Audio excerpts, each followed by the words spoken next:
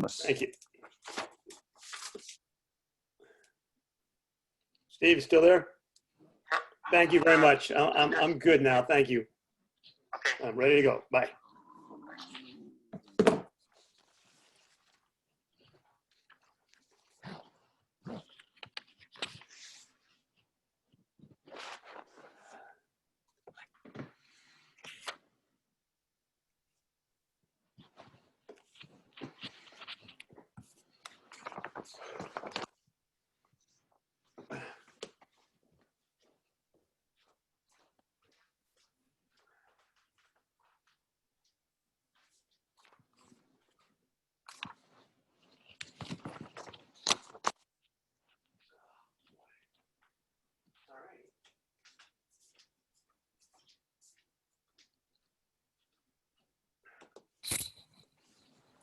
All right, welcome everyone to the San Marino City Club School Board Forum.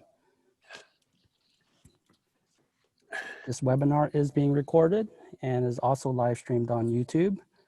All attendees are muted. We encourage you to submit questions using the Q&A function. Please enjoy the program. Here you go, Mr. Loren Kleinrock, City Club President. Okay, so to all of you who have been able to join us tonight, thank you very much. Obviously an important election for the schools and the communities, so it should be an interesting one. I'd like to give some thanks first of all, to the Huntington Library, Art Museum, and Botanical Gardens, because they've made this room available to us tonight, and it wasn't easy to get one, so we really appreciate their stepping up for us. San Marino Community Church also graciously offered to provide us a backup should we not be able to secure the Huntington. So we certainly want to thank Reverend O'Grady and the people there for offering that as well. I'd like to thank the San Marino City Club Forum Committee, just in generally, for they had some people together to organize this and put the questions together, and we appreciate their participating for us. And we'd like to thank those of you that are running for the school board, because as I said to you folks the other night, it's a very important position because the schools are very important to the city of San Marino, and people need to step up, and you folks have done that. And so thank you very much. I'm sure it'll be an interesting ride for you, starting with this evening. But I will now make some introduction of tonight's officials. First of all, thanks to Steve Choi, who's my constant companion in getting me where I'm supposed to be on Zoom at the right time. There's no end to the times I can be in the wrong place, but anyway, he got me here in the nick of time tonight. He's our City Club Director of Communications, so thank you very much, Steve. Also to Isaac Hung, he's our club's second vice president, and he was on the committee with us in terms of organizing this and choosing some questions. And the moderator. Now, before I say anything about our moderator, I want you to know that I don't know how he knew it, but clearly Mitch had some foresight that this pandemic was coming, because I can't find a place in LA County to get a haircut, but he was prepared for this because he hasn't had his haircut for months and months, and years probably, right? 2002. Anyway, yep, so I'm gonna turn it over to the inimitable Mitch Lehman, the golden voice of San Marino, and thank you very much, Mitch, for stepping up and doing this as you always graciously do. You're very welcome. I don't know what inimitable means, but maybe by the time this forum is over, someone will text me what that really, what the true definition of that is. Thank you very much. It's a compliment. Thank you. Loren, you talk about the schools and the value of the school board members and the schools. If anyone knows that, it's you. I'm not sure how many years, I think like 36, 38 years, something like that. It depends on which time you retired and which article, how many years. A little short. All told, it's been, I think, 42 or something like that. And all very well done, I might add. Is that right? So the first order of business I'll address this evening is that the legendary long-winded Loren Kleinrock was given 2 minutes in which to deliver his official welcome. And I gave myself two options here. I can either say, well, as expected, Loren was unable to complete his comments in the allotted time slot of 2 minutes, or I could say, shockingly, Loren stayed within his allotted time limit this evening. And I want to say, Loren took 2 minutes and 15 seconds. That's really good, Loren. So great job. Very, very close to target. Thank you very much. I appreciate you tracking that, Mitch. No problem. In either case, thank you, Loren. It's great to see you, even if it's only on Zoom. Good evening, everyone, and welcome to the City Club's Candidate Forum for San Marino's 2020 School Board election. where 2 new school board members will be elected on Tuesday, November 3rd. I'm sure I speak for the City Club when I congratulate and thank Lisa Link for 9 years of service and Chris Norgard for his 17 years of service, a combined 26 years of service to the governing board. Both Lisa and Chris have chosen not to run this year. Thank you both very much. Hope you're watching tonight, and thank you for all of your service. I also know I speak for the City Club and the community when I reprise a phrase I repeat at each of these events, and that is thank you to our 5 candidates for standing before the community and campaigning to become a member of the San Marino School Board. Many hold and express strong opinions about what should be done in our schools and in the city, and very, very few actually pull papers and put their name on a ballot. It takes courage or ignorance, or maybe a combination of both. I'm not sure. I think it's courage to go before the community and dare to make a difference. Again, I feel I speak for the community, and I know I speak for myself when I say thank you for your candidacy. There will be no losers when the votes are counted on November 3rd. And a reminder, the audience can submit questions and upload them with the button on their Zoom screen, and the committee will endeavor to ask each of the candidates a question that comes from the audience. So be sure that you take advantage of that as the night goes on. Great to be here in Haga Hall. The candidates are spread throughout the room. I don't think anyone's within about 20, 30 feet of each other. So you're all very well socially distanced. So when you see the candidates without a face mask, it's because they are very, very well socially distanced. It's now time for our opening statements, 3 minutes per candidate. And we'll start with our candidate, Jane Chon. Good evening. Thank you, San Marino, for your interest in this season's school board election. I'm excited to ask you for your vote this next month. I'm grateful to be in this room with all of these passionate candidates who are sacrificing their time and resources to serve our schools. All of us are asking for your vote because we have children in the district right now and believe in the pursuit of continuous improvement and progress. So I just want to say thank you to all of my fellow candidates because we truly are all in this together. As a student at UCLA, I learned the key to success was through empowering people with education and skills so they would become contributing members of society. This led me to study education policy and earned my master's at Stanford University. I went on to teach middle school, worked as an academic advisor to college students applying to graduate school, and later I worked in a nonprofit education research and evaluation firm in New Jersey. My husband completed his medical studies, and we then returned to be close to our family and chose to settle in San Marino. I have twin sons who just graduated from San Marino High School, class of 2020. One son is studying biomedical engineering in upstate New York at RIT, and the other is enrolled in online classes with American University, majoring in political science. Hey, Jacob, he's watching. I have a daughter in 8th grade at Huntington Middle School. She enjoys art and sells her designs online when she isn't practicing gymnastics 20 hours a week. And our youngest child is a 1st grader at Carver with Mrs. Phelan, who is totally rocking online teaching along with all of our teachers. And Jillian is an enthusiastic student and budding Connect 4 champion. Supporting my children and their school home has been the most important job I've had as a parent. I've served in multiple roles to support students, teachers, and staff.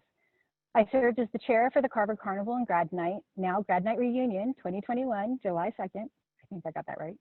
And I held traditional support roles as PTA Executive Vice President, Secretary, Room Rep, among other roles. I took our classroom signups online by creating all of the Shutterfly classroom sites, despite the fact they've been a little bit spotty lately. I streamlined the PTA Teacher Mini Grants application process, and I served as the high school speech and debate team boosters, vice president, and jazz band chair. Can you hear me now? I have been honored with the Golden Nugget Honorary Service and Terrific Titan Awards, but it has never been about the recognition or even my children's benefit. It has always been about using my personal experiences and resources to serve all of the children in San Marino.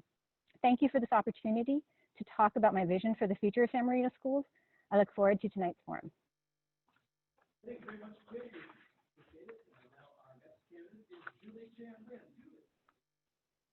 Good evening, everyone. I'm so glad to be here to talk with you about our students. I'm Julie Chandler. I graduated from San Marino High School in 1994. Is there a problem? Oh, sorry.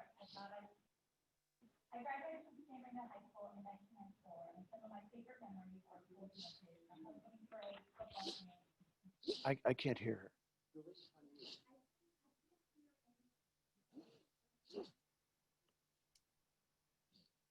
I don't think any of us are getting the sound.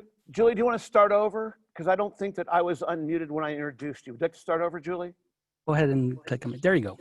Thank you. Okay. Okay, we're going to start over. So we heard from Jane Chan, and our second candidate is Julie Chan Lin. Julie. Good evening, everyone.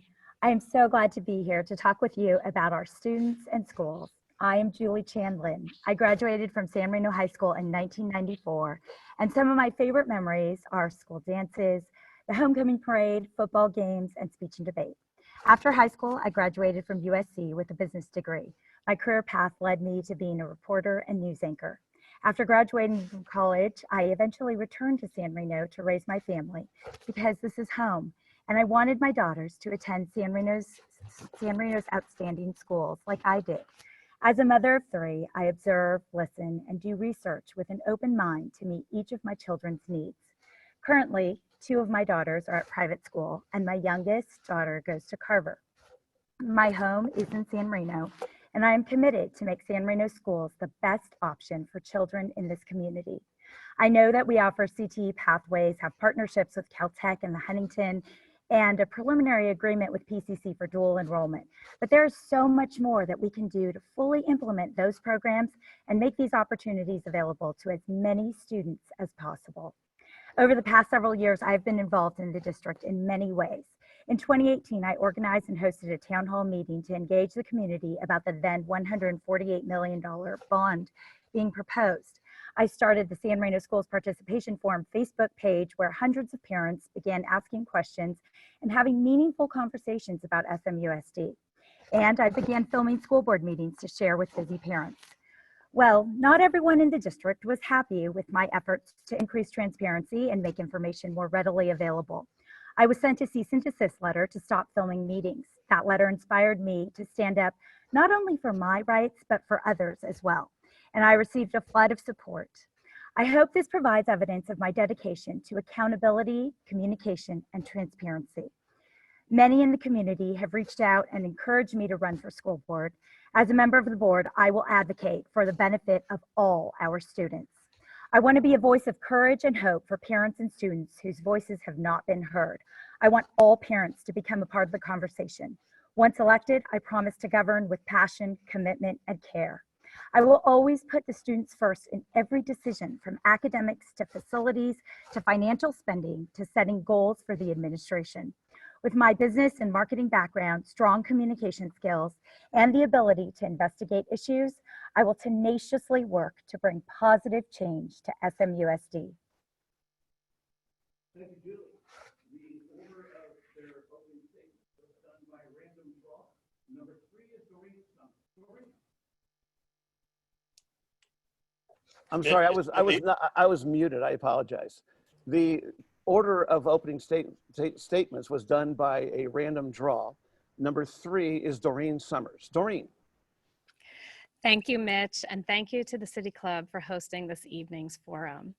I've been a lifelong advocate for students and public schools. So when I was asked to run for the school board by concerned parents who wanted to make sure their voices and the voices of their students would be represented in this election, I did not hesitate. I firmly believe in the value of a great public school. Public schools should inspire the artist, challenge the academic, engage the dreamer, and test the limits of possibility for all its students. My husband and I moved to San Marino for its #1 schools. However, I was astounded and disappointed to find out that the #1 rating, which drew us here, was actually based on elementary school tests. SMUSD is at a crossroads. If we truly want the best schools for our students, we cannot remain at the status quo. I am running so we can stop talking about the issues, some which have been on the table for almost a decade, such as block scheduling, dual enrollment, open access. I know that serving on the Board of Education isn't just about advocating for the students. It's about business as well. My professional background as an administrative supervisor at Latham & Watkins, one of the largest law firms in the world, provides me with a skill set which will enable me to be an effective board member. I'm a compliance professional. I develop and write policies and procedures. I am constantly navigating competing interests and finding workable solutions. So I propose we focus on the following. 1, curriculum. We need to stop sidelining our students and putting up roadblocks to their success. All children are not the same. They don't learn the same, they don't have the same backgrounds, and they don't have the same opportunities outside of the classroom for advancement and enrichment. We should stop over-relying on test scores and focus on creating a robust curriculum which benefits all students and not just a select few. 2, transparency and communication. We need to improve the partnerships between parents, students, teachers, SMUSD administration, and the city of San Marino. We need to regularly share and keep updated information. We should be fiscally transparent through a master plan. We should look for ways to collaborate to find innovative solutions. 3, accountability. We need to be accountable for our promises. Goals need to be set and followed. Timelines should be established and adhered to. We need to lay out clear policies and procedures and make sure there is appropriate compliance. I grew up going to public schools. My children have always attended public schools. The schools in San Marino should be an equalizer for our students, not a divider. I am invested in the success of these schools because it means the success for my children as well as the success for the students of SMUSD. Thank you. Thank you, Doreen. Candidate number 4 is Jesse Hong. Jesse. Hello, everyone. Thank you, City Club. Thank you. My name is Jesse Hong. I am running for the... Jesse, are you unmuted? Oh, sorry. Jesse, let me start over like I have already before. Our Right. 4th candidate is Jesse Hong. Jesse Hong. Hello, San Marino. Thank you, City Club, and thank you, Mitch. My name is Jesse Hong. I'm running for the school board because I love San Marino in our community. I am a 20 years resident. Both of my children went through our school system. They started first grade at Carver. My son graduated and is now at USC. My daughter is a senior at the high school. I feel this is the time for me to give back to our community. I have been an active member in the San Marino for 15 years. I started at Carver as a safety patrol dad. I volunteered at the Huntington Breakfast serving meals. For 7 years, I was a trustee on the board of San Marino Schools Foundation, where we raised more than $14 million. In those 7 years, I was the treasurer for 3 years, responsible for checking the expenses and the books of the foundation. I have experience working with families, teachers, and students. I was a principal and a treasurer for the Chinese School of San Marino for 5 years, overseeing 30 teachers and the education of 600 students. Having served on several district committees, I am familiar with the issues at schools. In 2019, I was invited to join the Facility Advisory Committee, where we examine and assess the infrastructure needs at each school site. This past June, I was again asked to serve on the district's reopening task force to examine school safety procedures and protocols. As a pharmacist and a parent, the safe reopening of our campuses is important to me. For that reason, I'm proposing an interactive telemedicine clinic for our staff and students when we reopen. Another priority for me is transparency and accountability in district finance. I will see to it that there will be more meetings and open communication to talk about school budget and finance. I also want to continue to develop STEM and the arts program with universities and nearby partners. It is important to our students that they have well-rounded education. We have the best community and schools. I have worked hard for our schools and I have experience. I give you my word that I will continue to work hard every day and to keep our district #1. Please vote for me, Jesse Hong. Thank you. Thank you, Jesse. Our 5th candidate on this side of the room is Michael Kalaki. Mike Kalaki. Mike? Hello, everyone. I'm Mike Kalaki. I'm a father of 2 boys that are at 6th grade and 9th grade at Huntington and at the high school. Both of my boys attended Valentine before going to HMS, and ever since my boys started in our district, my family has been 100% committed to the success of not only my children, but every child in the district. And we've dedicated our efforts to raising funds for these schools and also to get involved in activities that allow us to understand how the budget and the financing works. So there's a few things that I have found in working on boards and committees in our community for the advancement of our schools that shows what is really successful for a board. We need to have a board that is committed to the mission statement of the organization, that understands process and follows order, that also has a deep and abiding commitment to the success of the institution and its stated mission, and also follows prudent governance, which requires a complete support of the decision of the board. An important aspect is to understand that when you are working for a goal, you may not always win. You may not have it go exactly your way, but you never give up. You never quit. You never pick up your marbles and go home. You never leave the district. You always fight the best you can to support every child in the community. Now, I am the candidate that over the last couple of years has had the deepest and the strongest relationship in working with district administration and teachers in trying to understand budget financing. As the vice president of the Schools Foundation Grants Committee, my entire efforts were dedicated to understanding where do we need the money and how do we best put it to the best use. That is extremely important because the finances of our district and the budgeting limitations are the biggest barrier to our district being able to achieve what is best for every child. So why am I different than every other candidate?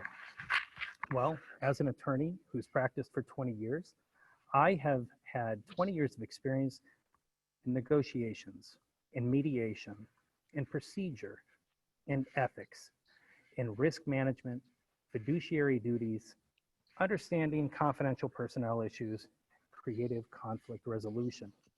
That is extremely important in our community. These are skills that the district needs in its board members.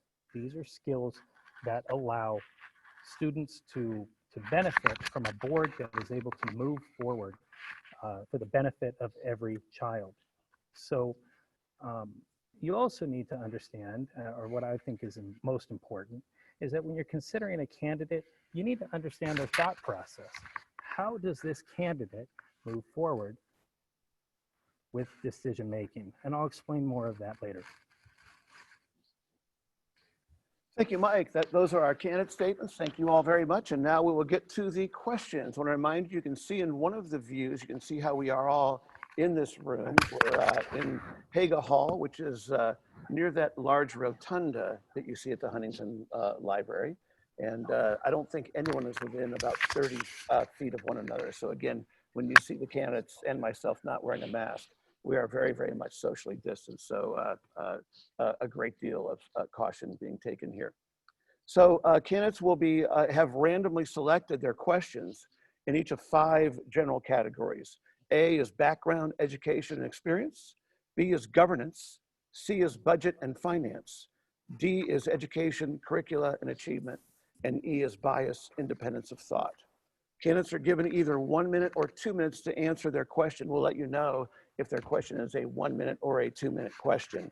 And if they get to the end of it, their microphones will be muted. So there are no signs, no going on. Once we reach the 1 minute or 2 minute mark, the microphones will be muted. Not every candidate will answer the same question, but they're all answering from the same question pool. So depending on their random selection, they may answer the same question as another candidate at some point in the program. And again, I remind you, the audience can submit questions and upvote them with the button on their Zoom screen, and the committee will endeavor to ask each of the questions a question from the audience. So now we go to the question part. There'll be 1 or 2 minutes. And to start us off, we're going to go around in the same order. And once we get to the 5th candidate, again, we're going to make it a little bit more random. So we're going to start with Jane Chan. And here's one of Jane's questions that she chose. She didn't know what the question was, but she chose from this pool. Jane, what information do you have about the district and specifically the group you are running to represent?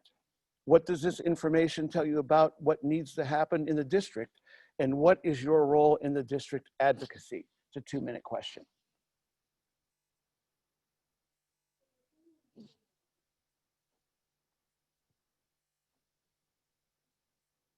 The San Marino School Board is a storied group that's been around for a very long time and done an amazing job. We've had a number of board members who've served for a very long time and led our school board through some years of amazing achievement with our students.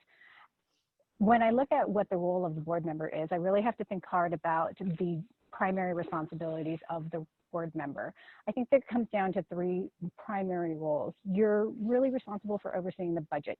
You're going to be responsible for the hiring and evaluation of the superintendent. And most importantly, you're going to be responsible for moving forward the vision and goals of the district through setting educational sound policies. I think policies are going to drive your practice and your management, and you need to constantly evaluate them in order to ensure that they are effectively implemented. You need to look at whether or not your program is meeting its intended goals and using your limited resources, in our case, effectively. We have a responsibility to taxpayers to ensure that the funds are being spent appropriately to support learning and personal growth for all students in the district, and understanding how the schools are funded and fiscal accountability is a major role of the board members to provide multiple perspectives as well as serve as checks and balances for the district administration. As a board member with a background in education for over 20 years in San Marino schools, between my 4 children and 11 more to go, I'm very aware of what we need to do better. I think it's important that we make a plan, and that requires communication with our community. We need to know exactly where we want to be a year from now, 5 years from now, 10 years from now. And we need to ensure that we are advocating for all of the students who are in our schools, because as a board member, our primary responsibility is to ensure the students are served. Thank you. Thank you, Jane. Our next question is for Julie Chan Lin. Julie, what do you see as the board's roles and responsibilities? Why is it important to understand these responsibilities? And that's also a 2-minute question. I believe the board's roles and responsibilities are to give direction to the administration and to lead them and to hold them accountable. By holding them accountable, I think it's very important that we set the goals and then we stay on top of them, and we ask for information, follow up constantly until those goals are followed through with. So for instance, dual enrollment, we've signed the memorandum for that, and at this point, the students need to see those classes. They need to be offered those classes, and they need to be having those classes. It's very important because students are growing every day. They are getting closer and closer to college. Things need to happen now. We have been talking about these things for a long time.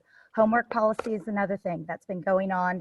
We've been talking about it for a better part of 10 years, and students need to be supported. They need to know that the board is advocating for them at every turn. And if this isn't best for their health and wellness, and if they're getting way too much homework, then we need to be advocating for them. I also think that it's the board's responsibility to not get defensive when parents have questions, but instead to listen with an open mind. I think that inviting criticism is a sign of our confidence.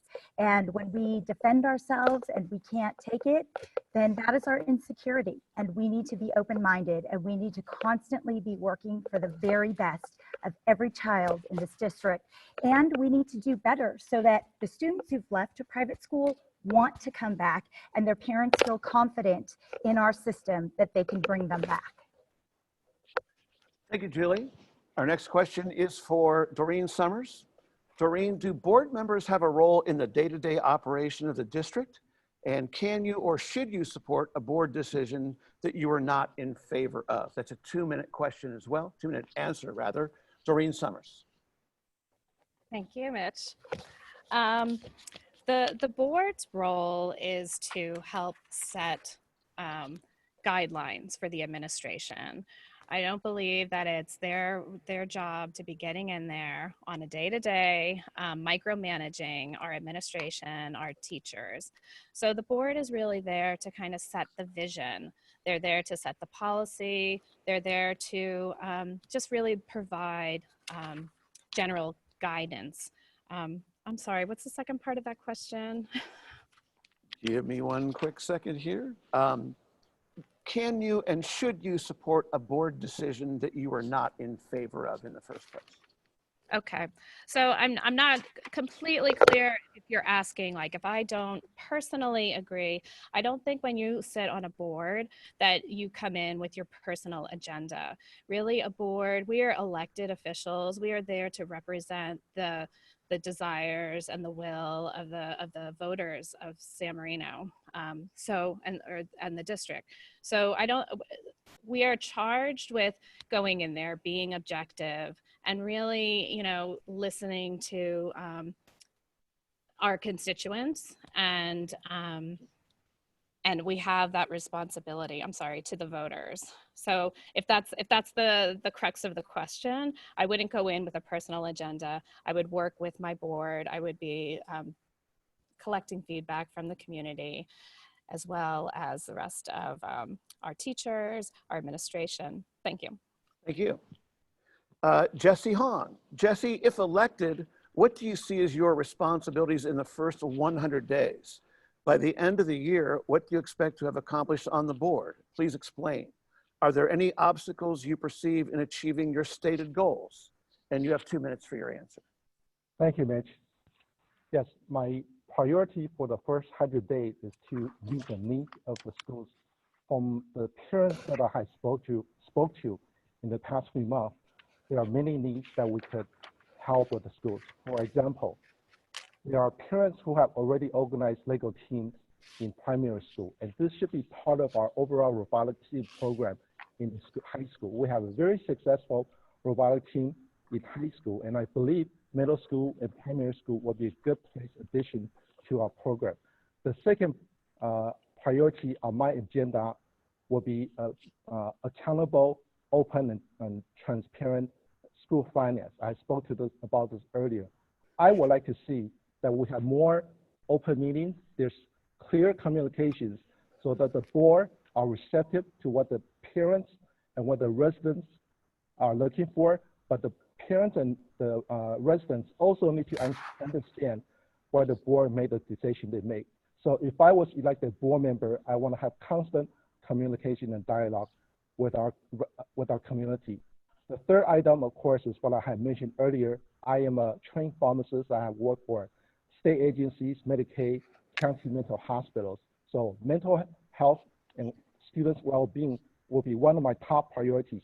We already have a wellness center at the high school, and I believe we could add additional interactive telemedicine clinic. This is where we will have live physicians or nurses or healthcare professionals to answer questions for our staff and our teachers, especially during this time of public health crisis.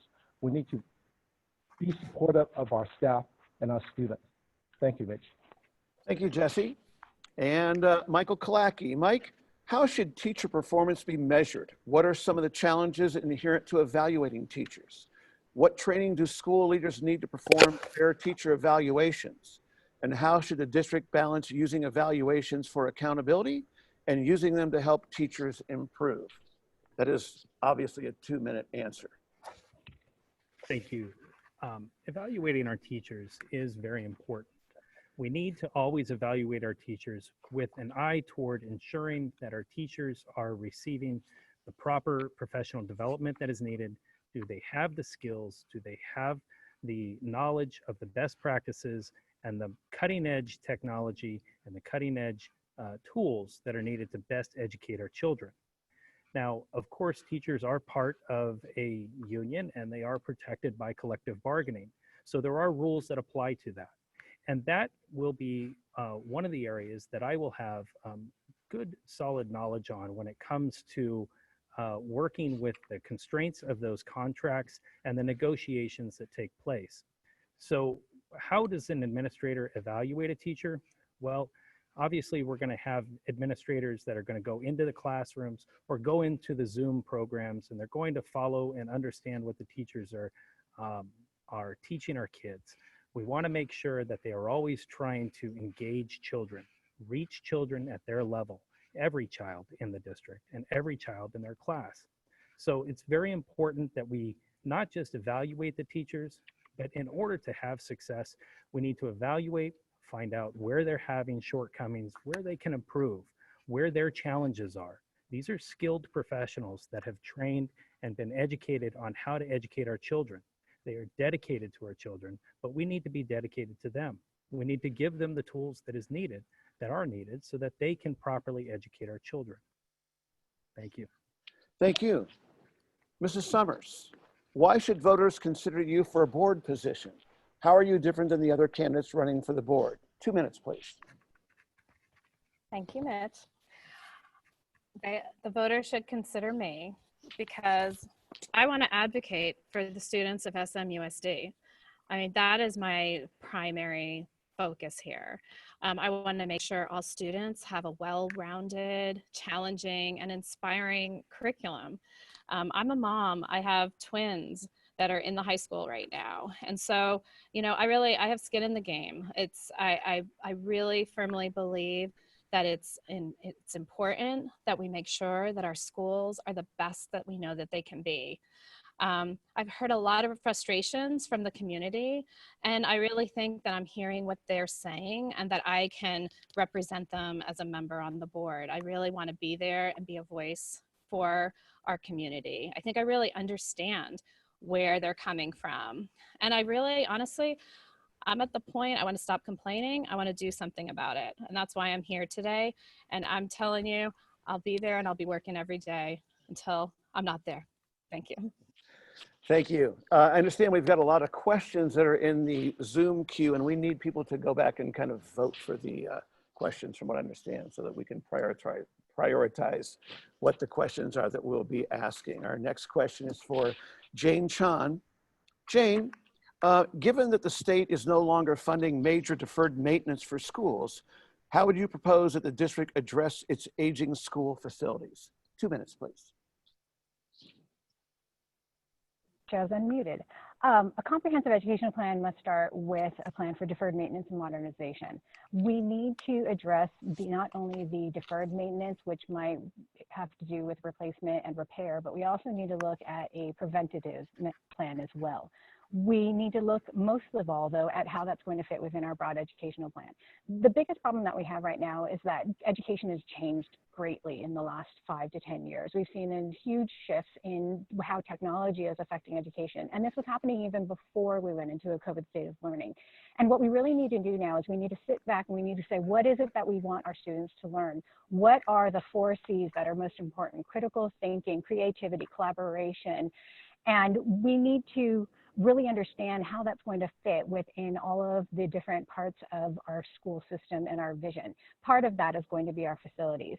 Now, a huge issue that we have is the fact that we have been defunded by the state. They no longer are committed to supporting our students in San Marino. That money has dried up, it's gone in other places. And what we really need to do is really evaluate what's going to be important for us as a community. And we need to have some really hard conversations with each other around that. We need to look at whether or not we want to extend our tax after 2025. And if we do it after 2025, it will not be an additional tax. It will be a tax. It will be an extension of the tax. But the question will be whether or not we want it to be 10 years, 15 years, 20, 40 years. I think the last time we had a facilities bond come up, the community made it very clear that their priority was not in being committed to a bond for 40 years. And we really need to understand what the community is going to be committed to, because our infrastructure is going to be our most important thing for our students. If they don't feel safe and secure, then they are not going to be able to engage in those higher order thinking skills that are most important for them. Thank you, Jane. Next question is for Mike Kalaki. Mike, describe your past experience with conflict resolution and consensus building. Was it successful? Why or why not? And what did you learn from the experience? 2-minute answer, please. As an attorney, I have had 20 years of experience in handling negotiations with highly complex, highly emotional, and very critical issues. And negotiating those cases and going to mediation on a consistent, regular basis, I have had situations where I have to work with people that are a direct opposite of me. Their job is to do the opposite of what I want and what I need to do for my client. So I have extensive experience in trying to get parties to come together, to find out where is the common ground, where is the lowest common denominator between everybody in the group, and how do we then build from there. So I have my extensive experience in doing that has been very successful. Now, there are challenges. There are situations where it can be difficult. My experience in difficult negotiations is not necessarily where somebody has taken a specific position, but rather where they try to change and divert from the mission statement or process or procedure.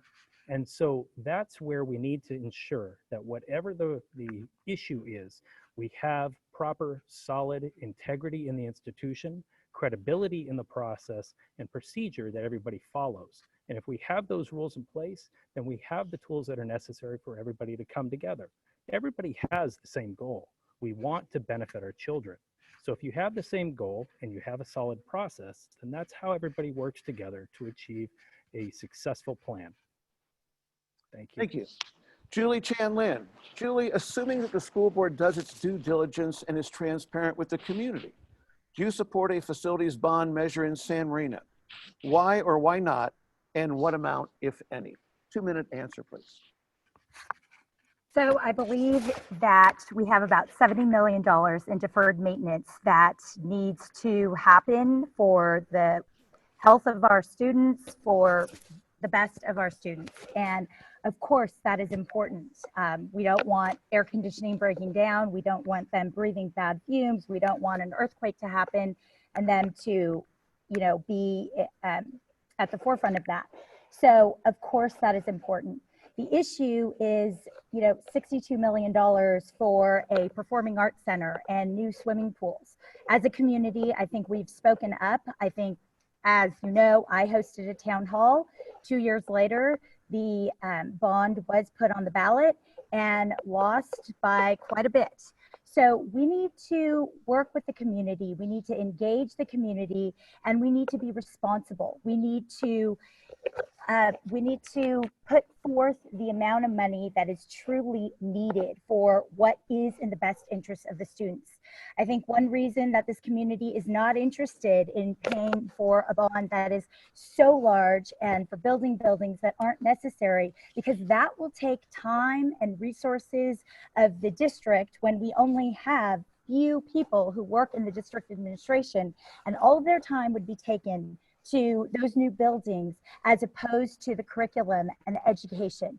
And the curriculum and the education is what will move the students forward. It's how they will build confidence. It's how they will build skills for their resume to get to the colleges that they want to go to. It is not the brand new buildings. I was in drama for 4 years at San Marino High School. I loved my time there.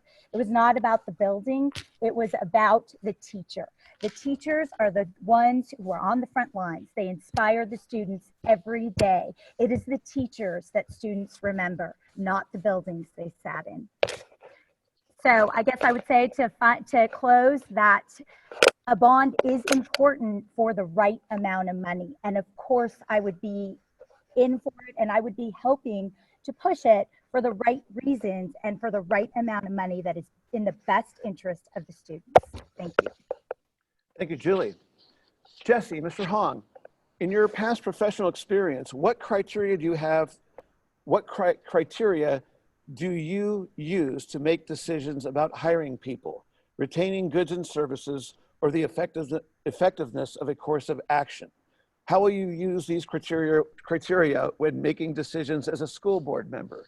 You have a 2-minute answer for that. And if I stammered too much and you didn't get the entire question, I'd be glad to repeat it. Thank you, Mitch. Actually, this morning, I just got a call from another pharmacy. They were looking to hire this pharmacist, and they want to ask me if I should hire her. So she was a good employee, and I said good words about her. I think track record is one of the most important things that I always look for when I hire people. And I have my own business. So I have about 20 employees that work for me. And I also have worked for corporations in the past. And I was always able to get new employment because I always do my job well, and people like me, and I can always get along with people. So I believe when we look for and to hire people, we want to look for people that have track record. Just like we're here interviewing for the school board position, you want to look for people who have done things for our community, who have proven their worth, and who actually really care about our community. Another criteria I do look for in people is, of course, their qualification. We need to hire the right person for the right job. I remember a few years ago, I was on the committee and we were looking for a bilingual teacher, say, but we hired the wrong teacher, say, who spoke a different language than what we needed. So we always need to hire the right person for the right job with the right qualification. Thank you, Mitch. Jesse, while you're here, what civic, business, or advocate groups do you have connections with? What about their agenda appeals to you? And what is a specific issue on which you disagree with them? 1 minute answer, please. Thank you, Mitch. So I am very fortunate. I have been on the board of director at USC School of Pharmacy for 23 years. I immediately joined the board a couple of years after I graduated because I'm passionate about my profession and I want other pharmacists to practice at the best environment that they can. I'm also recently been asked to join the board of Union Station Homeless Services. I have been a supporter of the homeless services in Pasadena for years. And most recently, they're looking to start a safety net clinic working with street medicine. And they know of my background and my experience, so they asked me to join the board. I have always been proud of my involvement outside of San Marino. I'm also involved with other public affairs committees as well. Thank you, Mitch. Thank you. Julie, explain your assessment of the role of a school board member in regards to the evaluation of teachers. 1 minute answer, please. Yeah, the evaluation of teachers is very important. I think that when a lot of parents know that a teacher is not a great teacher, the principals and the administration also know when that teacher is ready for retirement or not effective. And I think that it's really important that we take a hard look at that. I've been talking with school board members in other districts around this country, and I am learning that there are ways to help inspire and motivate those teachers or help redirect them and help them find jobs that they are better suited for within the district. I did not realize that that is an option, but it is. And I would work to engage with those teachers, invite the administration to engage with those teachers and understand, are they tired out? Are they overwhelmed? Is something going on in their personal lives? Or would they like to try out something else where maybe they don't interface with as many students, but they get to use their skills and find their passions in other ways? So I definitely think it's important that the school board really is in touch with the administration. And as school board members, I mean, I think all of us now or soon will all have kids within the district or kids. I mean, some of my kids are in private school, but I know many, many parents with kids in the district in my older daughter's grades and throughout. And I think it's really important that we just have ears wide open and listening to the community and knowing what's what and being able to advocate for the students at every turn. And teachers is a big deal because if our children are not inspired and engaged, we have big problems. Thank you. Thank you, Julie. A reminder to vote for the questions for the audience questions. Make sure you rank those so we can have some questions at the end of the predetermined questions. Mike Kalaki, when do you believe schools in the district should fully reopen? And what, if anything, needs to be in place? 2 minutes, please. Well, the decisions on when schools will reopen are primarily set right now at the state level. So they extend above and beyond the duties of the board. But the important thing that the board needs to focus on is what happens when the schools reopen. We need to ensure that we have given the proper resources, the proper guidance, and the proper plan in place for what happens when kids return back to school. It needs to be safe, but not only safe, it needs to minimize impact and disruption and distraction to the education. We don't want a situation where children return to a school and then because of lack of planning or because of other deficits that we somehow need to immediately take them back off of campus and then put them back on campus and then take them off of campus. It's very distracting. It's also very concerning to students.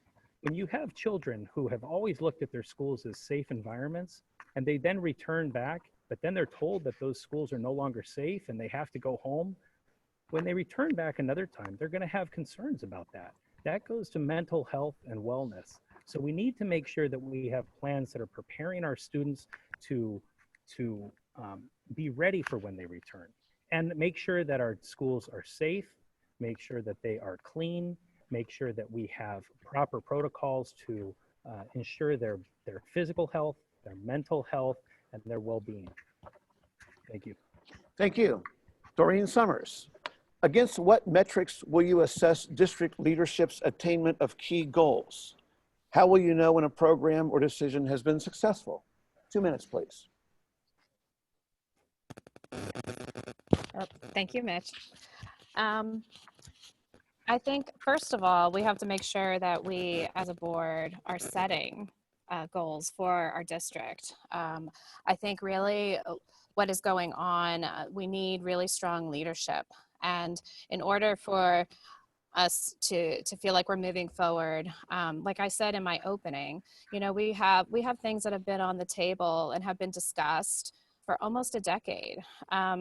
Concerns of our community, block scheduling. I mean, this is something that you speak to anybody in, you know, any district or any school that is in a block scheduling kind of format, speak very positively.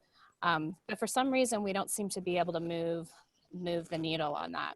So I think what we really need to do is be really clear with our administration and set them clear goals, set clear timelines, and then we don't just drop it. We have to kind of keep coming back. In my professional life, that's how we get things done.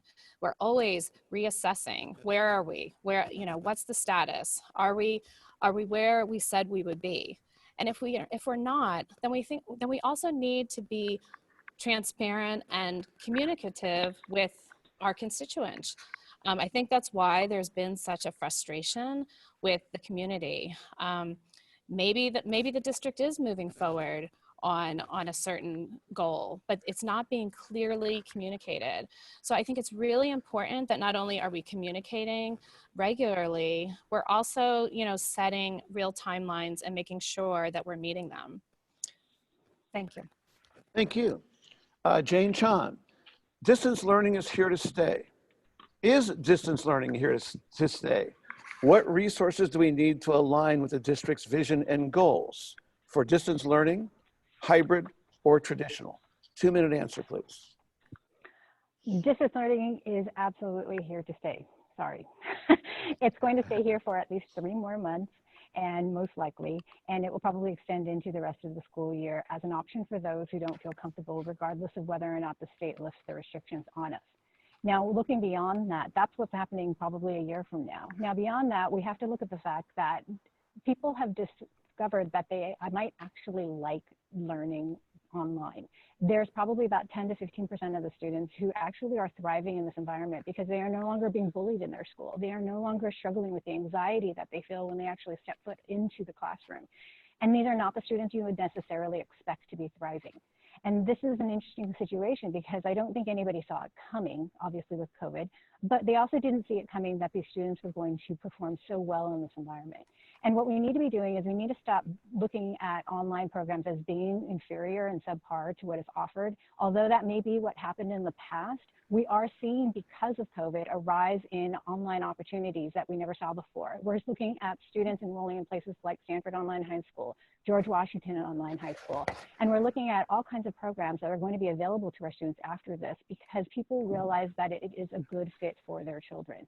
I think we can look to other universities and what they might be doing. For example, the Big Ten's actually opened up enrollment in 1 course per semester to any of the students who are in one Big Ten university to take in another university. Looking at partnerships and how we might extend those types of opportunities for our students would be a really important first step for our students to ensure that they have a rigorous and high quality learning experience. And it doesn't have to be the entire curriculum. It could be some sort of an online access or dual enrollment credit to allow them to take advantage of all the opportunities available to them. Jane, there has been some criticism of district administration.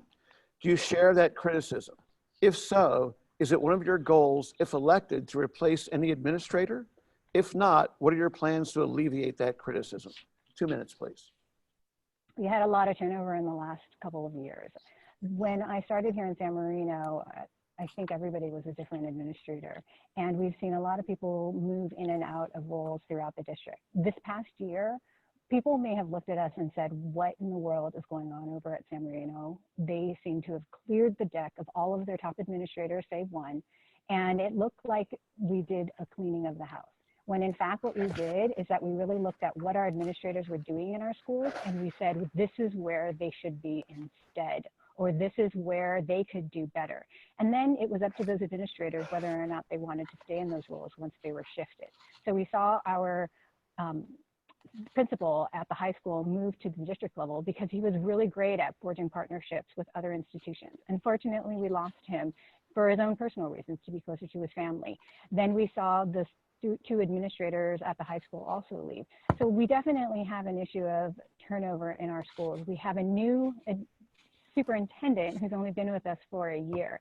And I think what we need to ensure is that all of our superintendents and our principals and site leaders feel that they are supported and that they are able to be innovative and explore what we can do with our schools, because we do have resources in our schools, but we may not be using them effectively. And we need to really unleash that and opportunity for our district administration and our school leaders to really figure out how to best utilize those resources, because we have administrators who have been trained, we have administrators who love our students, and we know that they just need to have the opportunities to actually start putting in place the policies that they may have been hampered by because of the varied conflicting interests of our community. Thank you, Jane. Mike Kalaki, in an era of more limited financial resources, how will you enlist support for bond measures or public school spending from conservative voters or taxpayers who have no children in the public schools? How can the school board prove itself accountable to those citizens? 2 minutes, please. As many of you know, I was involved in the Yes on S campaign a few months ago. I became involved in that campaign primarily because I understood that from what the Facilities Advisory Committee laid out, there were very important and crucial needs that our district had with regard to facilities and student safety. And so I didn't get involved in Yes on S because I thought it would be fun or because I thought everybody would like me. I did it because I knew that it was a job that had to be done. So it is a crucial job, and we will have the need for a bond in the future. But it is a very good question. How do we reach out to portions of the community that may not be supportive at first? Well, information. Information is the key. We need to make sure that every part of our community understands how this bond will positively affect them, their property values, their community, the education of their children, and their future, the future of our community. That is how you explain to everybody in our community why we need to support our schools with regard to facilities. When we have 100-year-old facilities and they need updates and they're falling apart and there's safety risks and there's air conditioners that need to be repaired or replaced and it's so expensive to do so, we need to be able to show that it will also be fiscally conservative and responsible to actually go with replacement or updates rather than trying to fix something. So for fiscal conservative people, why is a bond important? It will save money. And then when it saves money from the general fund, it then goes to teachers and to other programs. Thank you. Thank you. Julie, how has the pandemic changed your view of the school district? 1 minute, please. Julie Lynn. How has the pandemic changed my view of the school district? I think that the school district has done a really good job during the pandemic. I'm not sure how they did in the spring. I was not here. I think that on the whole, I mean, I'm speaking from my 5th grade daughter's experience. She has, Amanda Ryan is her 5th grade teacher. She's at Carver with Mike Lynn. I know that Mike Lynn did an excellent job opening the school on the first day by having the students come at their allotted time to pick up their books. It was a really engaging opportunity for the students and the teachers. Everyone was really safe. The teachers had a lot of school spirits in their classrooms, waving to the students. The books were set out on the table. It was very, very well done. So from that perspective, it was excellent. I know that I have friends at the high school and the middle school who were also happy. But on the flip side, I know that there were teachers who did not feel as well supported.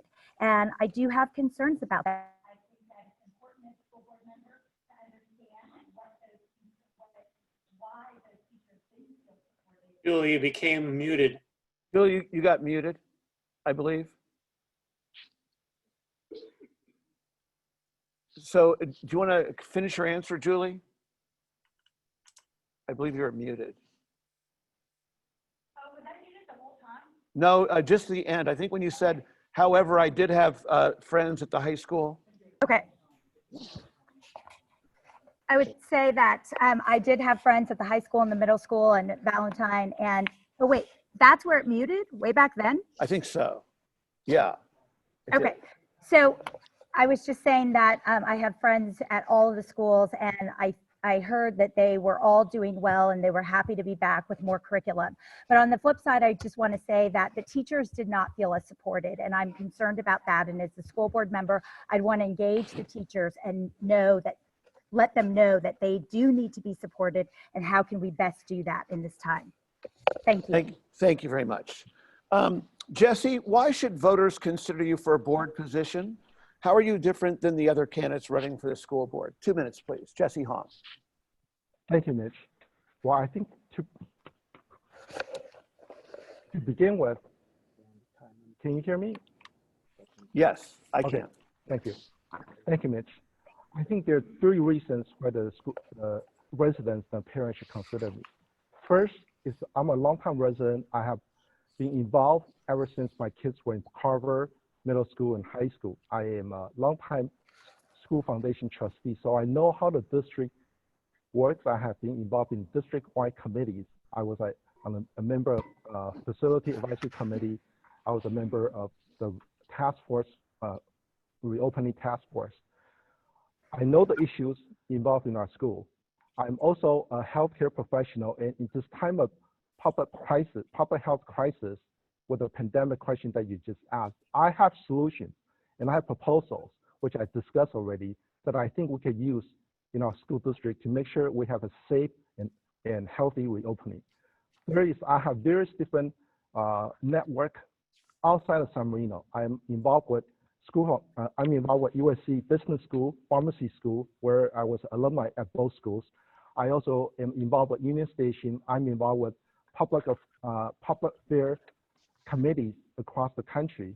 So I believe these external experiences allow me to see ideas that other places have done. For example, I have helped USC raise money, and I have seen how they were able to hold events at football field, at basketball gyms, and they could invite special speakers to come and speak, and they were able to be very successful. I believe those are the type of events that we can do in San Marino as well. Thank you.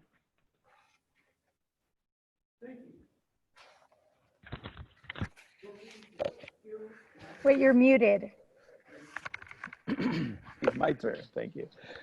Doreen Summers, what skills, connections, resources, and expertise do you have to offer on the behalf of the district? 2 minutes, please. Thank you, Mitch. Well, first of all, I work for a multi-billion-dollar law firm. So, you know, I have worked, I'm not a lawyer, but I have worked in many different areas of administration throughout my almost 20 years with this firm. I have worked in everything since technology, security. I deal with HR issues. I deal with budgets that can run in the millions. I deal with all different kinds of employees. I have to deal with competing interest. It's a global firm. So I think just right off the bat, I come with a confidence that I can learn about issues that maybe I don't know. I know how to sort through information. I know how to deal with different kinds of conflicts that might come up, you know, unexpectedly. very passionate about education. And so I am someone that has always been one about getting the job done. As I mentioned, you know, we have things that have been sitting on the table for years. We have families that are leaving the district. I don't think that this is the time to be thinking, you know, some of the issues I'm hearing discussed tonight, talking about things that are years down the road, a bond that, you know, we don't need to decide on right now. We need to get things done today. This is where we're at, and that's what I'm about. I'm about today. I'm about our students and what's best for our students, and how do we address those problems? And that's how I will approach it. Thank you. Thank you. Mike Kalaki, what are the 3 A's according to the San Marino Unified School District? And do you feel they are valuable to the student experience? 2 minutes, please. So we have athletics, academics, and the arts, but we actually have 4. We focused more on activities as well. And why are they important? They're important because they allow the district to provide opportunities and programs that reach many different children and capitalize upon the skills and the talents that they have.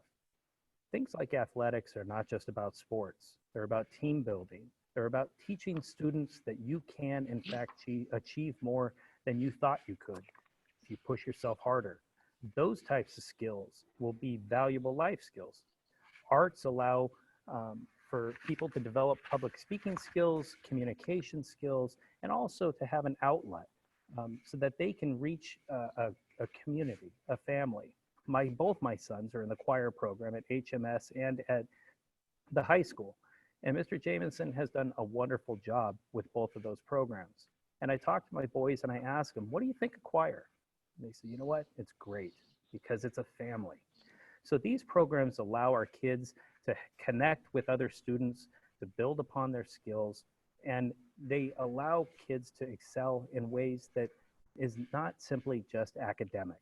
Academics are important, but arts, activities, athletics, these are all opportunities for kids of different areas, different skill sets, different talents, different desires to grow and prepare themselves for life.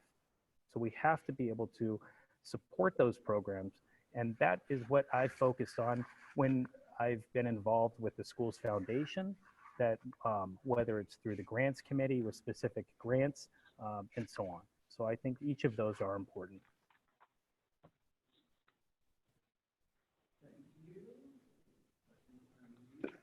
You're muted.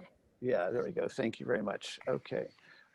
Julie, whose interests should matter in the governance of a school district? In what ways should they matter? Whose interests should matter in the governance of a school district, and in what ways should they matter? And that is a 1-minute answer, please. The students are the most important aspect of the entire school district. We need to always be considering the students first. Whatever is best for the students, they are the priority.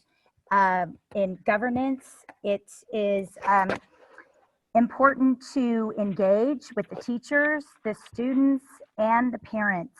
So in governance, I think that we have become a board that isn't always open to listening to parents and students and teachers when they come to board meetings and giving them the respect that they deserve. And so a lot of times they don't show up.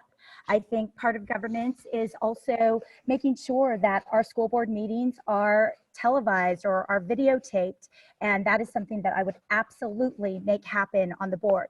I understand that there are concerns about sorry, I know I'm getting the time limit. Is that it? Is it done?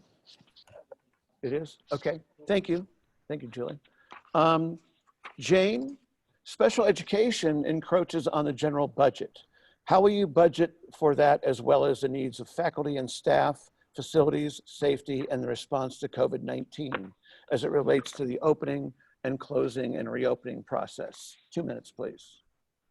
Sorry, can you just repeat that? Special education, COVID reopening, and there was a third one? There's quite a bit. I'll do the whole question. Special education encroaches on the general budget. How will you budget for that, as well as the needs of faculty and staff, facilities, safety, and the response to COVID-19 as it relates to the opening, closing, and reopening process. 2 minutes, please. Thanks, Mitch. The state has determined that our students are just not entitled to the same level of funding in other districts. State and federal funding is not coming to districts like ours, and we're forced to rely on the local community to fund our programming beyond a basic level. And the state's version of basic are small class sizes, no funding for infrastructure and facilities, no funding for professional development, the elimination of arts and music, and we don't even get any money. We get very little money from the state for our special education. Though the mandates require that we receive 40% from the federal government for our special education, we are in fact only receiving 9%. The encroachments of the special education programs, as well as the pension liabilities, is making a huge impact on our finances. And we really need to look at how that's all going to fit within an educational master plan. We need to look at how that's going to really take into account all of the actual reality of our financial resources as well as our financial needs.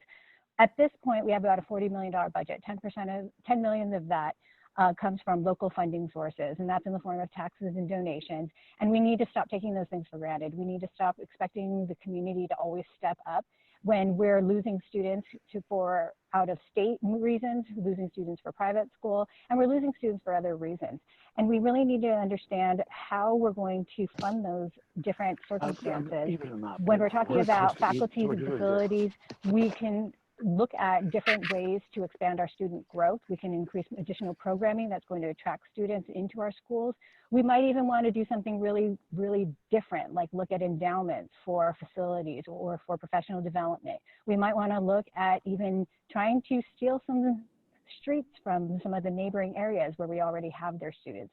I think that we need to turn over every rock and find all of the different opportunities available. Thank you. Jesse Hong. Explain your assessment of the role of a school board member in regards to the evaluation of teachers. 1 minute, please. Thank you. So the school board really has three functions. One is they need to set policy for the district.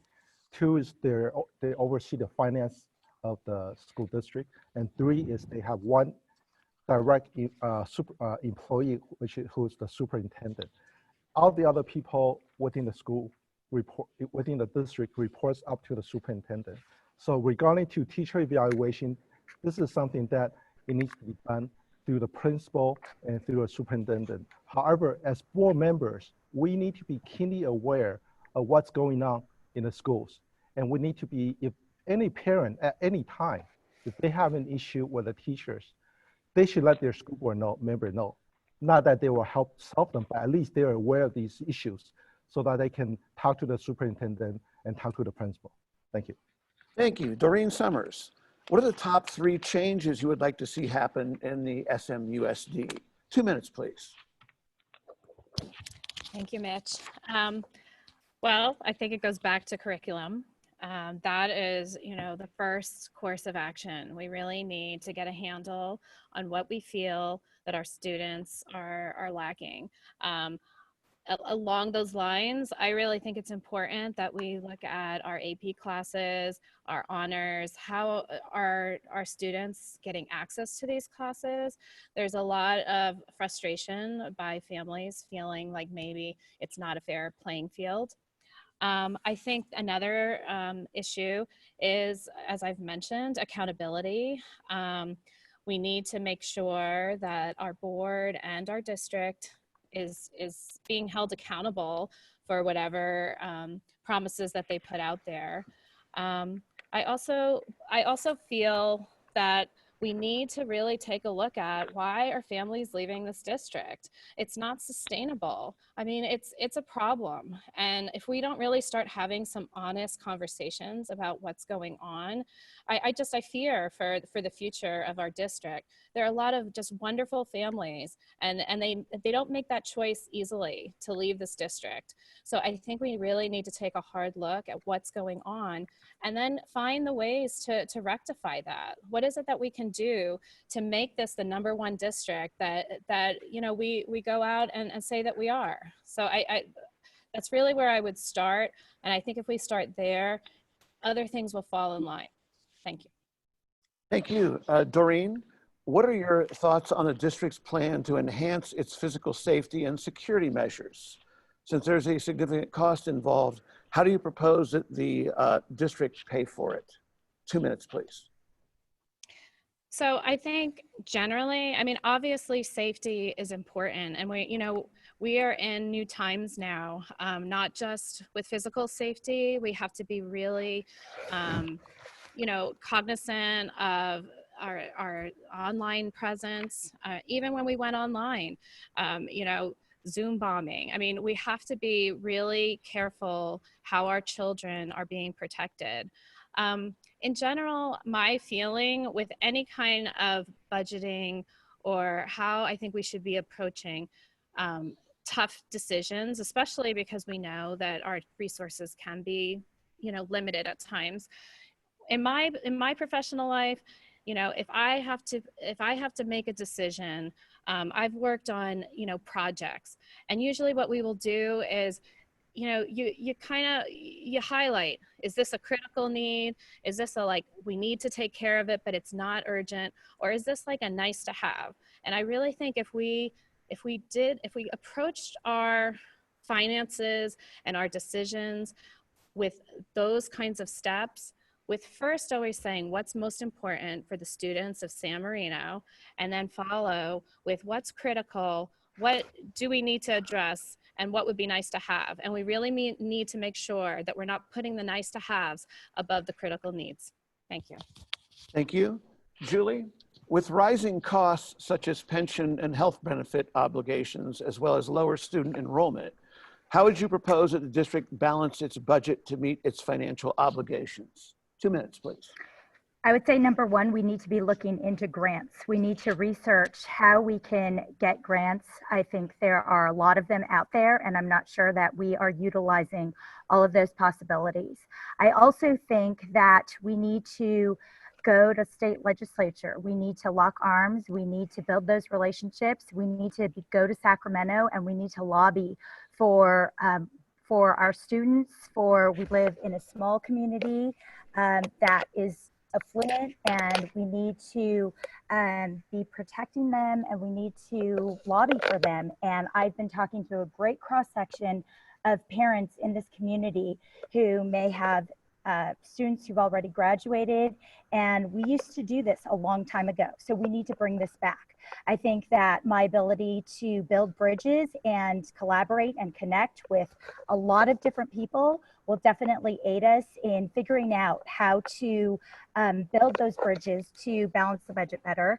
I also think that there are a lot of special ed lawsuits in this town, and we need to possibly even talk to some of these attorneys on the side and figure out what the issues are with our district. And we need to do the research, and we need to get better at serving our special ed students so that we don't have so many huge lawsuits, number one, but also so that we are actually serving the special needs students and their families.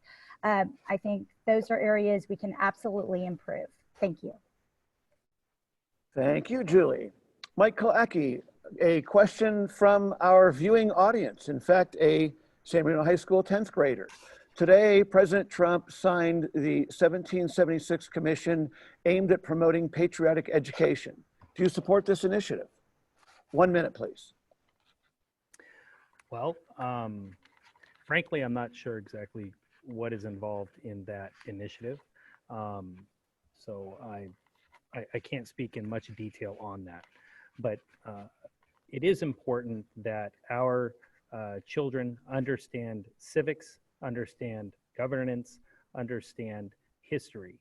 And so we do need to make sure that we are raising children, educating children, and putting forward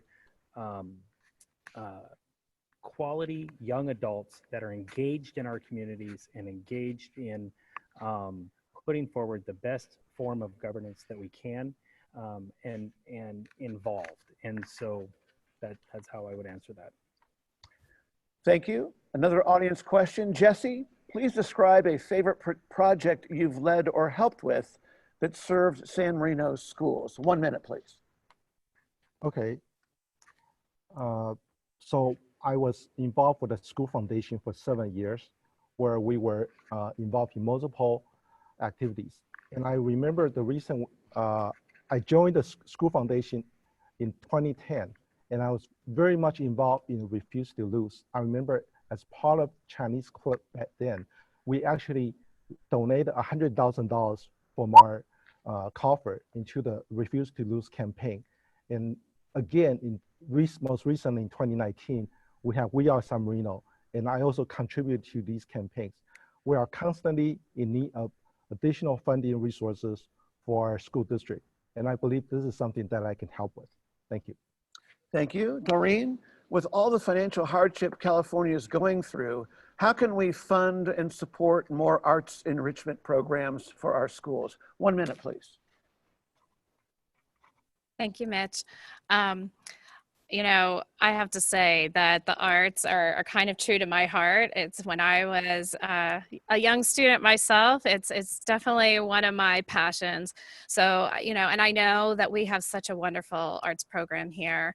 And so I know that this is really important. I think it kind of goes back to, you know, what I said earlier. I think, you know, I think we have to prioritize. I think we can also find areas in the budget that maybe we don't need to be putting as much money to. I think we could find ways to look, as Julie had mentioned earlier, look for grants, look for other ways to fund things. I think also, you know, I was speaking with someone from the community, and they used to do great speaker series. I mean, there are other ways to bring arts related, you know, like programs into our schools that wouldn't cost us any money. I mean, I think we have to sometimes think about, you know, where can we save the money, but where can we maybe be innovative and find other ways to be creative with how we bring the programs that we want to our students without it being a big price tag. Thank you. Thank you. Julie, do you see the integration of anti-racism into the curriculum and examine the district's policies through an anti-racist curriculum? 1 minute, please. So I think that the best way to get this into the curriculum is for all teachers to be able to have conversations. And the anti-racism is not just about race. It's about, you know, people who have mental illness or people who, you know, have special needs of any kind. I mean, it really is about teaching our students to have more empathy.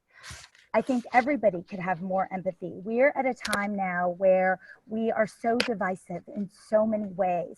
And it's really about us at home having conversations with our students, for the teachers to gather and to go to training if needed. I interview book authors every day. I think that authors bring a lot to the table. There are so many books about anti-racism, but also, you know, in interviewing these authors, I'm learning that reading books more and learning about other cultures really helps us to understand that we are actually more alike than we are different. So it's really about so much more than just a specific curriculum. We all need to do our part in teaching empathy, kindness. And that is something that I would absolutely work to instill in our entire district. Thank you. And these are our audience questions, and they were voted on by the audience, and so we are now to another one, and that goes to Jane. In regards to teacher quality, my understanding, that being the question asker, is that California Education Code prohibits anyone from interfering with how teachers teach. How do you plan to improve teaching quality under these criteria? 1 minute, please. The California Teaching Code does not necessarily restrict the ability to impact a teacher's instruction. The board is responsible for actually determining the curriculum, for adopting the textbooks, and it is the responsibility of the board to oversee the superintendent, who oversees his site administrators, and the site administrators are the ones who are the most responsible for actually evaluating their teachers and their faculty and staff. There is a process in place. There is a process that's been negotiated with the district, with the union, and that process typically can take anywhere from 3 to 5 years. Now, the problem that we've had in our schools is we've had massive turnover in our administration. So you might have an administrator who is fully aware of the problems he has with this teacher, and yet if he's gone in 3 years and the process takes 5, they can't do anything about it. Thank you. Okay, and that brings us to our closing statements, and they will be 1 minute long each. We went a certain order to begin with our opening statements. We will now go in the opposite order, and so that means that our first candidate to give their closing statement is Mike Kalaki. Mike, 1 minute, please. All right, thank you very much. First, I want to thank the City Club for providing and facilitating an opportunity for communication with our community by each of the board candidates. It is so crucial, particularly in this time of COVID, to make sure that we have the opportunity for our community to hear from the candidates. So we need to understand what it is that sets each candidate apart from another. Mine, what sets me apart? It's thought process. It's how I approach issues, how I approach challenges in a very methodical way. I reach out, I do the research, I understand the issue, then I work together with, I understand what the legal constraints are and how the laws can work to the advantages of the solution. And then I propose successful, creative alternatives and policies. So please go to my website at mike4smusd.com and you can learn more, and also reach out to me and you can have a personal conversation with me. Thank you very much. Thank you, Mike. Mike Kalaki, thank you very much. Jesse Hong. Jesse, please. Thank you, City Club. Thank you, Mitch. First, I want to recognize the other candidates on this forum for their desire to improve our school district. I am a longtime resident of San Marino. I have lived here for a long time. There's nothing, absolutely nothing more important than our schools. It is the heart and soul of our city. My kids are the product of San Marino school system. Therefore, I know what each school needs. When I'm elected as your next board member, I will propose robotic programs for elementary schools, foreign language in middle school, and more counselor for the high school. It is our community and our parents that make San Marino unique. I believe our schools are competitive with private school and other top schools in the state.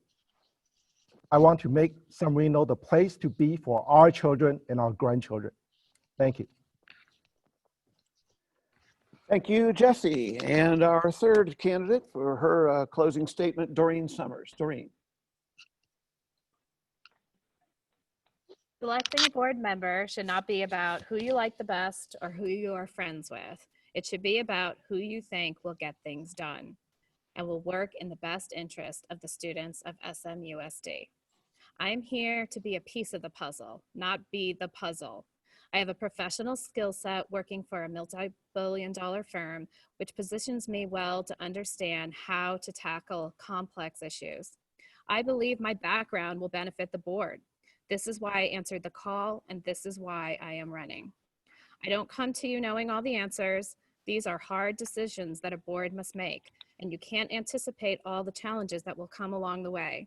But I promise you, if elected, when you see me sitting in that seat, you will know that I sit there not with a personal agenda, but as a voice for the community of SMUSD. Thank you. Thank you. Julie Chan Lin. Julie. I put students first with ACT, accountability, communication, and transparency. Once elected, I will put students first by fighting for more curriculum opportunities like open access to honors and AP classes and a full rollout of dual enrollment. I will build trust with residents that money is well spent to benefit every student. I will make sure that the voices of all community members are respected and heard, and I will advocate for action now, not later. Our children do not have time to wait. We need school board members who will listen with an open mind and create an environment in which students can thrive. I have talked to hundreds of parents, residents, teachers, and former school board members who all believe that together we can return the district to a place where more students choose to stay in our district. The students of SMUSD need school board members who will lead and advocate for programs that will act now to contribute to their success. It is my honor, it will be my honor to serve on the board and be your voice. On November 3rd, please vote for Julie Chan Lin. Thank you, Julie. And about 90 minutes ago, she opened tonight's proceedings with her opening statement, and to close tonight with her closing statement, Jane Chan. Jane. Thanks, Mitch. I hope you found this evening to be informative and maybe a little more entertaining than Netflix. Thank you to my family for supporting this very crazy endeavor right now. I couldn't do it without the support of my husband and children who are really pitching in and helping out so much. In the middle of the Southern California desert, San Marino is an oasis. It's a city in which we find much needed relief from the hardships around us. The excellent schools and intimate relationships in San Marino create an ideal environment in which to safely raise a family. I'm humbled by how the community looks out for one another, even in the midst of pandemics, fires, and school funding distress. And that's just in the last 6 months alone. I'm excited to learn more about teen governance through workshops offered by the state. I will rely on combining my knowledge of educational policy and perspective as a parent with President Chang's years of experience on the board, Mr. Barbary's financial experience, Ms. Ryan's knowledge, and any of my fellow candidates' passions. And I ask you now, if you believe that any of these are the qualities you are looking for, then ask yourself whether or not you will vote for me. Thank you. Thank you, Jane. I think that we all give you a round of applause. Jane Chan, Julie Chanlin, Doreen Summers, going around the room, Jesse Hong, Mike Kalaki, thank you very much. I don't think that COVID is good for anything, but I think that we can evaluate that some things come out different, maybe even better. But I'll tell you one thing, that your answers, your preparation was possibly assisted by COVID, I don't know, but a great job by all of you. Thank you very much. And again, I reiterate my opening thought that we have no losers here in this competition. You guys have done a great job. Thank you very much. And I can't think of a better way to put a bow around our 2020 San Marino School Board Candidate Forum than kicking it back to longtime San Marino educator and our City Club President, Lauren Kleinrock. Lauren, thank you. Thank you. Thanks to all you candidates for participating tonight. Some of the questions were so good that your answers were so good that I thought maybe you'd seen the questions beforehand. But I'm pretty confident that you didn't, and it's a testament to your strong preparation, which means you care about this job. This is a very tough job. I've seen it from the board side, I've seen it from the principal side, as a teacher side. As I said to you the other night, I don't know why anyone would want to do it. Actually, I do know why. I do know you're doing it for the right reasons. If you're doing it for the right reasons, you're doing what's best for kids. You want to make kids' lives better. I'd opine that that is the yardstick by which all your decisions need to be measured. You will need to have the courage to say no to prominent parents or other interests who want something that is not best for kids, and the knowledge to explain your reasons and the communication skills to be able to get them to understand them. When I first became an assistant principal that I worked under said something I remember to this day. He said, you can't just twist in the wind. You have to stand for something. You know that, and you know that what you have to stand for is what is best for kids. You folks did a great job tonight. Thanks again for stepping up. Thanks to the audience for joining us. And I guess we're ready to sign off. Vote November 3rd.